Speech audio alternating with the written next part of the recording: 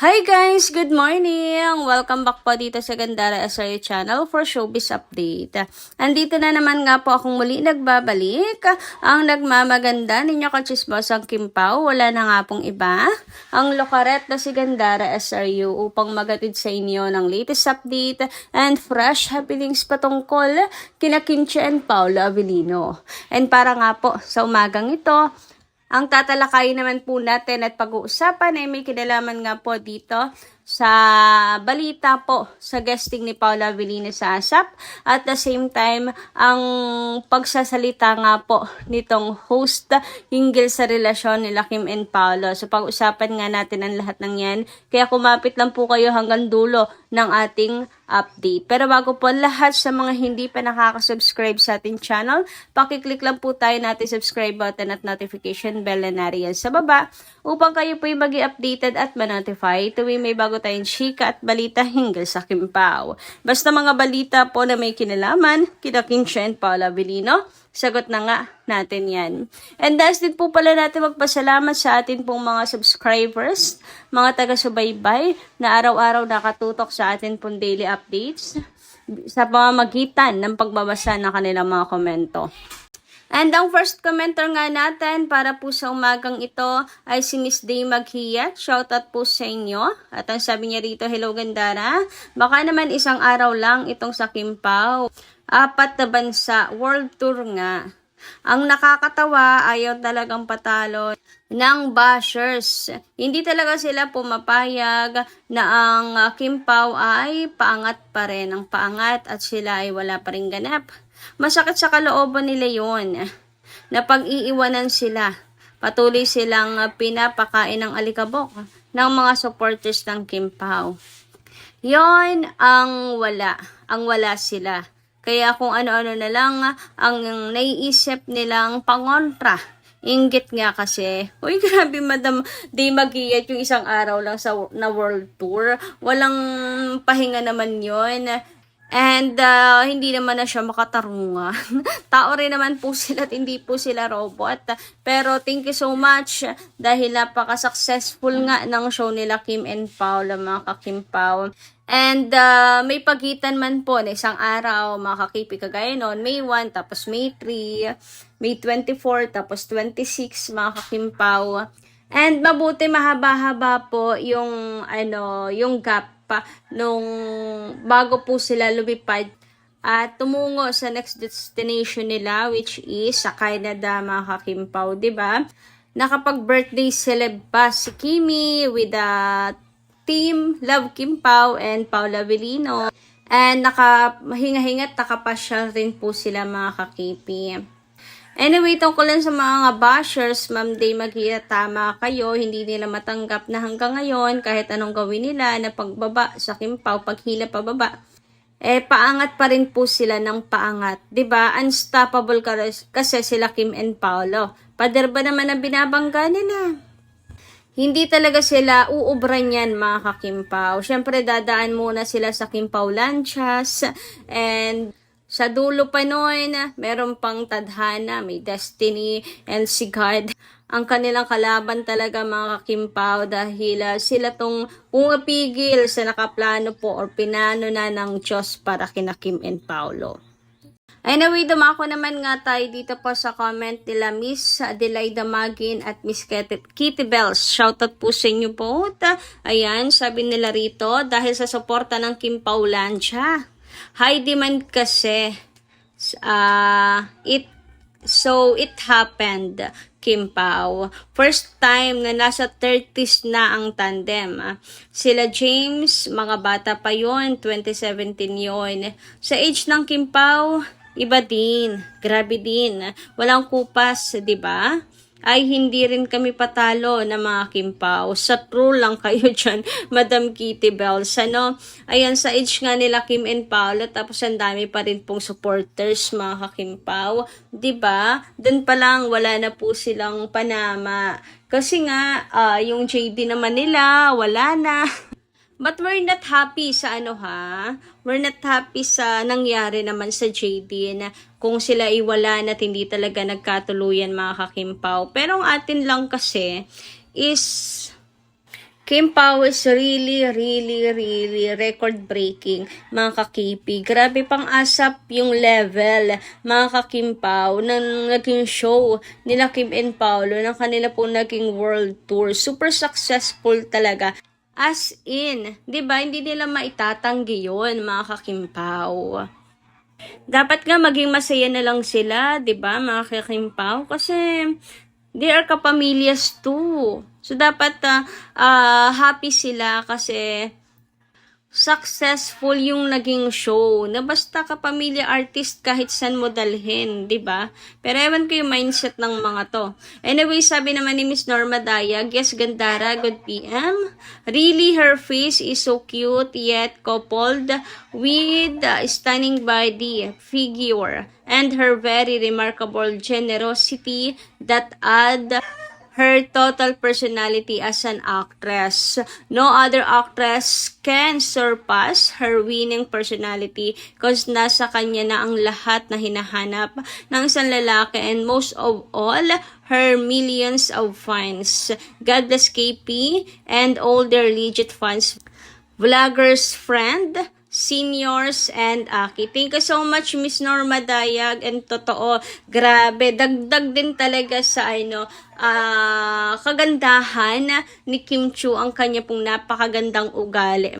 Mga ka-KP, talagang remarkable ang pagiging generosity ni Kimi. Yung tipong kapag pinupuri siya sa kanya pong magandang mukha, maisisingit at masisingit talaga na ang ganda pa ng ugali. Very generous, very matulungin, mga ka-Kim Pao. Lagi yon every time na pinupuri si Chinita Princess, daming saludo talaga sa kanya. Binayayaan na ng ganda, pati ba naman kabaitan. Sinalo na lahat ni Chinita Princess, lahat ng magagandang katangian. Kaya talagang kapag sa showbiz industry, binanggit ang pangalan na Kim Chiu, grabe saludo agad sila. At talagang sobrang humahanga, ang daming magagandang words na bumibitaw sa kanilang, binibitawan nila sa kanilang bibig, mga ka-Kim Pao. Wala silang ibang masabi, kundi sobrang bait or pinakamabait na artistang nakilala nila at nakasama at nakatrabaho nila at paborito nilang makatrabaho, mga ka-Kim Pao. Grabe, sobrang daming fan ni Chinita Princess din sa showbiz industry. Biruin nyo yon. Yung tipong kahit mga seniors na sa industriya, mga veterano at veteranong actress, talagang pinupuri si Kim, hanga talaga sa kanya. Anyway, dumako naman tayo dito sa pa-spill the tea ni Alt Inday Badiday. So, ang number 1 nga niya dito na chika from host di umano. Ayan, they're really a couple again. Love team, actor and actress. Chika number 2, chika from my host, the actor and the male singer are couple 2. Chika number 3, chika from my host, ayan, blood, kapamilya versus duty RP ha. Ayan, number 4, may chika to host, we are such a gossip ha. So ayan, meron pa po yan, mga kakipi, sa kanya pong chikas, mga ka-Kim Pao. Pero dito nga po tayo sa number 1 na chika from my host. Ayan, they are really a couple again. Love team, actor and actress, mga ka-Kim Pao. So ang hula ko dito ay si Kim and Paolo Avellino, since talagang wala namang iba, mga ka-KP, na talagang couple na pinag-uusapan dito sa social media, kundi sina Kim and Paolo talaga. So, sabi nga dito, ayan, may number 1, or maybe number 1 is the one with the world tour right now. Am I right? At napashi na lang si Alt Inday Badiday, which means kamaingay, atin-atin lang. Di ba, mga ka-Kim Pao? So, sina Kim and Paolo to, mga ka-Kim Pao, ang nilalaman niya. So, nagsalita na ang host, mga ka-Kim Pao. Sabi dito, chika from my host, diba? Sabi ni Alt Inday Badiday. So, sina Kim and Paolo yung number 1 talaga, mga ka-KP. Really mag-couple na po ang dalawa. Well, may pagdududa ba sa mga bagay na yon? Parang wala naman, diba, mga ka-Kim Pao? Anyway, credit and thank you so much nga kay Alt Badiday sa napakagandang na yan, pa-spill the tea, mga kakimpaw. Huy, grabe naman ngang pang-umagahan yan, talagang mainit-init sa atin pong sikmura, mga kakimpaw. Anyway, dumako naman tayo dito sa post ni Direk Jojo kung saan talagang kinongratulate din po niya ang Kim Pao sa bonggang-bonggang show ng dalawa sa US. Love na love talaga nila si Kim and Paolo, no? Alam mong maganda naging samahan nila po, mga ka-Kim Pao. Sabi nga dito ni Direk, ayan, congrats Kim Pao sa bonggang-bonggang show sa US at Canada. Super pinasayan nyo ang Kim Paulandia. Salamat rin sa inyong lahat na nanood. Sabi ng dear friend ko na si Poca na nag-host ng pre-show, not sure kung siya rin ang show proper, love na love daw ng mga tao silang dalawa. Opa, hashtag the alibi hideout. Nako, totoo, super love talaga. Kasi biruin nyo yun, yung mga tao doon, hindi mo masasabing hindi si Kim and Paolo yung pinunta dun eh. Kasi si Kim and Paolo lang naman nandun at saka si Carmel, mga kakimpaw. Ibig sabihin sila talagang ipinunta. Not like sa ASAP na maraming tao kasi different fandoms yung nandoon na may ipinuntang iba.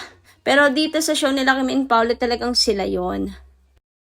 Sila lang. Pero ASAP level nga, mga kakimpaw. Grabihan naman nga, 'di ba? Tingnan niyo, daming tao. So super love talaga sila ng mga tao.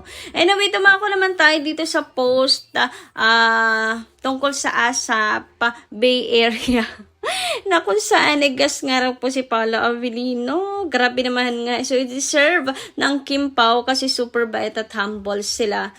Person sila. So, yan po ang mga post sa social media at kinakalat, mga kakipi. Actually, nung nakaraan pa to. Pero alam nyo ba na hanggang ngayon, talagang may nagpapakalat yan, mga kakimpaw. Siguro kasi meron pong ASAP Australia at ASAP Araneta, mga kakimpaw. So, kaya siguro hanggang ngayon talagang may nagkakalat dito. Pero this is fake news, mga kakimpaw, ha. Sabi nga ni Kim Pao Green Heart Unity, post niya po ito nung nakaraan. This is a fake news. Umayos kayo dahil sa ngayon, sugpuin namin ang mga nagpapakalat ng fake news na nagpapanggap na Kim Pao. Kaya nga, ewan ko bakit ang daming naglalabasan ng mga ganyan. Well, thank you so much kung totoong Kim Pao. At masaya lang talaga. Pero para lang sa kaalaman ng lahat, baka may mag-antay, mga kakipi, at maniwala. Ayan, para lang sa awareness ng lahat, this is fake news, mga ka-KP. And matagal na nga daw po ito, nung 2019 pa. Tapos na po yan, sabi nga dito ni Kimberly Kim Pao Avellino. Baka late post na ito, ni-repost nyo. Hello, 2026 na. And ayan nga, pag i-research nyo, ASAP natin to live at the Bay Area on August 3, 2019 ang nakalagay, mga ka-Kimpaw. As in, matagal na talaga siya. So, ayan po ang pruweba, mga kakipi. Okay? Yung iba pa man din ay very excited na. Anyway, baka makarating din sa inyo to. Yung ASAP California naman, si Paolo Avellino again. So, ito naman po ay 2024 pa, ha? Okay? Kaya wag kayong Kasi nga, ang ASAP ngayon pinag-uusapan dahil syempre may ASAP Australia at ASAP Araneta on May 10. Kaya siguro may mga paganyan.